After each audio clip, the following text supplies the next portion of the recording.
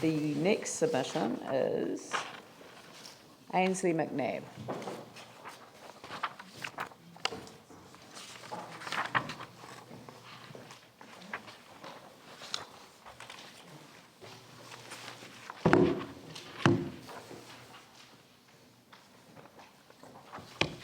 Thank you for this opportunity to speak at the last minute. My submission is is in opposition to the Northern Arterial Extension and the Cranford Street upgrade. I put in a submission to the RMA hearings, and I didn't realise that was going to be to a panel of commissioners, and thought at the time when I spoke to them that I should also be speaking to the council, because you're deciding on the funding of this project. I don't think that we can.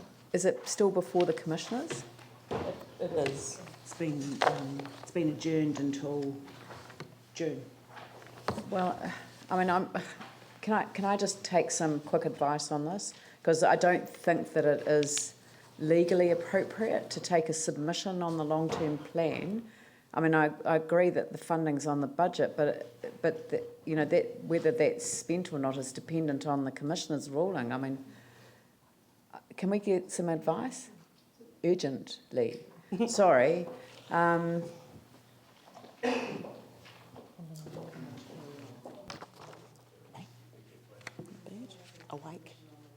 Awake. Just. You? How are you? Yeah, just getting over it. Look, can you? I'm just wondering, can you present your submission in such a way as to talk about the allocation of funding to large capital projects which are required for reasons other than earthquake related? I mean, can we find an imaginative way to do with the actual project? Otherwise, I'll have to get a lawyer to give me some advice, okay. Because I don't want to put us in a position where we are reviewable for a decision that we've made because we've heard a submission that we haven't made available to anyone else. Right. I mean, look, I'm sorry, I'm just being slightly cautious, but I've been aware before of councils that have. I've been told, for example, we cannot hear submissions on the local alcohol plan because if I hear a submission from one group, I've got to hear it from everyone. So, right, okay. Yeah, the understanding that we have is that we'd have to wait for the commissioner's report before we had a submission on it. We've had a number of developers come and talk to us around city district planning matters and infrastructure requirements and ask that we bring funding forward for their development. So I guess I was just interested if the submission was around the funding or whether it was around the kind of technical engineering things, because I think it's perfectly reasonable to, and we've had a number of people with private developers coming in talking through why we should put money on for funding their infrastructure. But I don't. Well, some of those ones before the independent hearings panel. Yep. You can frame your submission. Yes, I will. And I'm sorry. Well, I don't mean because I'm not meaning to be difficult. I just know what will happen if we do the wrong thing. Yep. We expose ourselves to judicial review, and it's not me that pays for judicial review. It's the ratepayers in Christchurch. So it's not. I'm not being difficult. I'm just being cautious. No, it's fine, because my opposition is because, how many times do we hear about new roads being created and to improve traffic flow, and all it does is encourage people to use those roads. And I think now with our future Christchurch, we've got an opportunity to think of smart solutions, sustainable solutions, and we've got to involve public transport in those. My opposition to this is in terms of the cost of it, and I believe it is not going to solve traffic flow in the area, and that we really need to support priority bus lanes, park and ride, car sharing, have priority lanes on all major roads coming in and out of Christchurch, because it's not just this northern area that are congested. I'm trying to think. There is a Christchurch Transport, I don't know, you know about this, the Christchurch Transport Strategic Plan objectives. We've got to think about those objectives when we're looking at projects such as the Northern Arterial and other roading areas.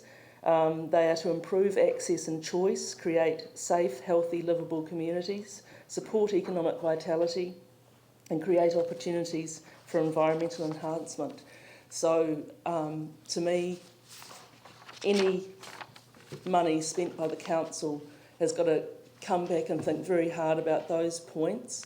And to me, you know, we have to go with sustainable options, and that's prioritising public transport, getting people out of single commuters out of cars, because, you know, if you look at a lot of congested areas in the city, that's still what we're seeing. Is there potential for the railway lines that already exist to be part of that transport future? I think it would be a wonderful option. You know, having lived overseas where it is just, you know, kids get on a train to go to school. You know, we've got this huge population growth outside of Christchurch, whether it's Rolleston, whether it's Rangiora, Kaiapoi Way, and Pegasus. You know, I think that would be a wonderful option.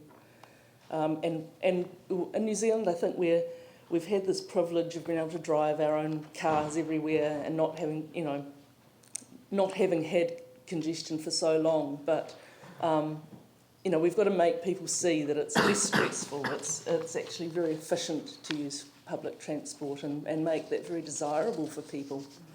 I think people use public transport if they can see that it's reliable and quick.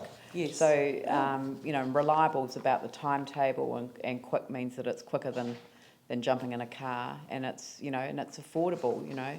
So all of those things kind of break into it. But, you know, the point that you made right at the start, I'm quite interested in exploring that a little bit further, because it seems to me that, you know, there is this view that if you build more, you know, like bridges and roads and everything like that, that will help the flow, but it actually just increases the flow, doesn't it? There's quite a bit of research that shows you build a road and the cars come, and within a very short time it is again congested. I think New York City found that with, what was his name? The Robert, the guy that built all the bridges. Montgomery? No. Many years ago. It was just he kept building bridges and they just kept filling up with cars. Yep. Tim and then Phil. Well, just when you mentioned, you know, that the building or put it finance into big roads to get people into communities, but we've just had the Bradshaw Terrace. We've got others in our ward with Grange Street. You could go right through Christchurch. There's a huge amount of work.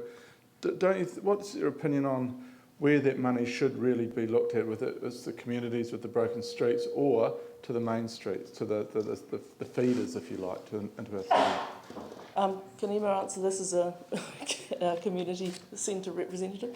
I would say that the money needs to be spent on the local streets. The money that is that's in the budget to do this project would be better spent on local streets. The people, of course, using the motorway are not even Christchurch residents. They're not paying money into your pocket. So at the present time, why should we be supporting that? And also, the plans that we've seen rely on the fact that the roads are up to standard. So for the social and environmental impacts of that project on our communities, rely on us having streets up to standard. Now, how long is that going to take? 30 years? So whilst you're bringing the people into the city, the residents of Christchurch and the St Albans area and down that section of land are actually going to be having to put up with bad vibrations, noise, etc., which we're already doing, and this is going to actually double the number of cars, make it worse, and our lives are actually going to suffer for it. So the social impacts upon us are huge. So yeah, definitely put the money into the local roads. Yep, Phil. Thank you very much for your submission. You certainly got me thinking. And like really you're suggesting about public transport on Papanui Road, that there be bus priority lanes and all that. They're already there, and because of the number of cars, there's some conflict, of course, with public transport and private car again.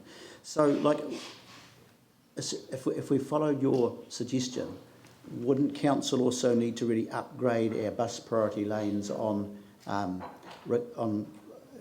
Road? And I just wonder what you'd suggest about that. And I would presume too that would include upgrading the interchange at Northlands. Just wondering if you'd have any specific comments about what we would need to do to really get the buses moving on Papanui Road. Yeah, well, I think priority bus lanes is a really good idea, but I think it should be not just on Papanui Road. I think there should be also priority bus lanes on Cranford Street, because it's obviously a main entranceway to the city. So anything that can facilitate moving people in an efficient and sustainable way. Excellent. Well, look, thank you very much, and I congratulate you on presenting a submission in a slightly different frame than you had anticipated doing, but you did it extremely well. Thank you. Thank you. Thanks for the opportunity. So, There was an article this morning in the paper, I think. I did see that, yeah. I think that's there's great. various interests who are seeking to do that. Now,